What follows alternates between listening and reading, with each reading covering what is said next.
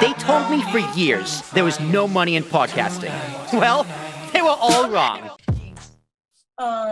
Or any artists where you worked with them, they were small time, have since made it big time.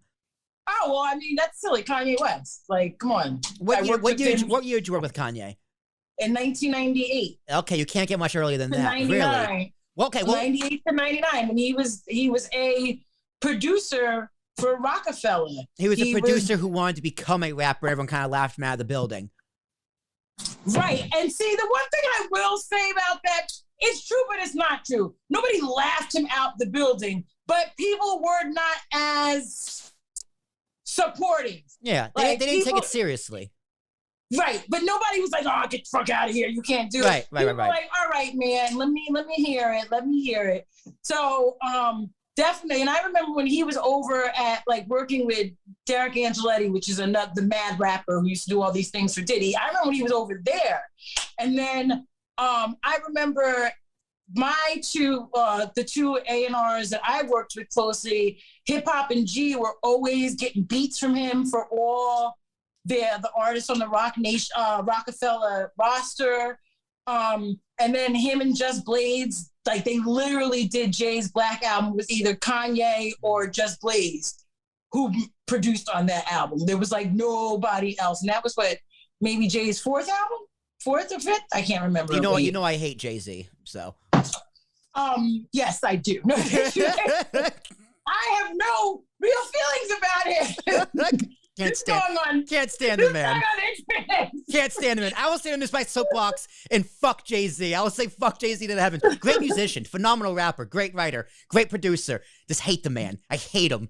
It's not even has nothing to do with music either. I hate him because of the Yankees.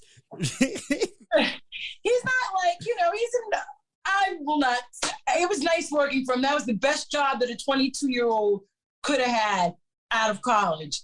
Made absolutely no kind of money, but went on a whole bunch of trips for free, ate a lot of Mr. Chow's, got a lot of free clothes. So like when you're a 22-year-old, you're just getting out of college, your first job is working with the rappers in a building that's filled with nothing but record labels and rappers, and only thing you guys do is go on vacation with each other, eat dinner with each other. Like, yeah, that was a great first job. That I will never turn that time in for anything else. Never traded in.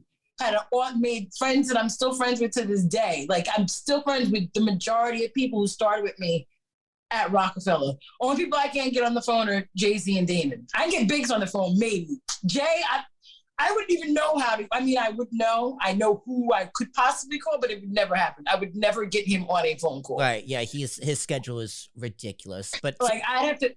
Even when I worked on the Meek Mill documentary, and I'm actually kind of pissed off about this. He finally decided he would do the interview with us because he wasn't going to do it. And I think he decided because another one, I had gotten two former like Rockefeller executives to do it. And one of them, I think, is a really good friend of his. So I feel like, after asking, and since, Meek was on his, one of his artists, I think he was like, yeah, you know what, I need to do this. Everyone was super geeked, and I was working with like some fucking cornball crew. Like they didn't know anything about Meek Mill, but they knew like a whole lot about, the people who produced it did, but they knew a whole lot about Jay-Z. So like our director who edited like Fade to Black was so geeked out about doing this Jay-Z interview. And I was actually the field producer who was doing the majority of the in-person interviews. Other than like this one other person, Isaac.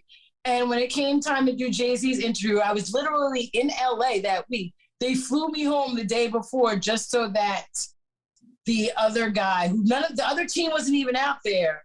The team wasn't even out there, so the director could come out and interview him because he really just wanted to interview Jay-Z. He didn't interview anyone else, but he wanted to do that interview. And I don't think he would have I probably would have gotten better answers from him because I actually have rapport with him.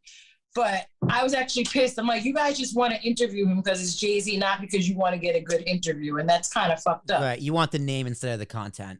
Right. It's That's like- okay because I interviewed Rick Ross at 1:30 in the morning, like 2 weeks later for that same, but they never even used that footage. And that was a good interview. Rick Ross spilled some stuff. I'm so glad I still got that interview. Remember Neil? I kept that. Remember Neil interviewed Styles P? Yes, I was there. I set it up. Yeah, that I still have that picture of all of us on my wall. I look at it every day. I mean, I think it pops up somewhere because I see it often too. Like I see that picture all the time. Yeah. That was a weird day. That was a weird day because Neil of all people interviewing Styles P. But the funny thing is when we left him outside in front of Juice for Life in my old neighborhood, dressed like that, I'm like, we're just gonna leave him right there? I'm like, someone's gonna get him. He looked like I would get him if I walked by and saw that. I would want to get him. I mean, yeah, that was another waste. Like stuff like that. We did all this good stuff and never got to like use any of it. Yeah, it's a shame. Like I sum up my time at Karma as amazing, worth every second, but a lot of wasted potential.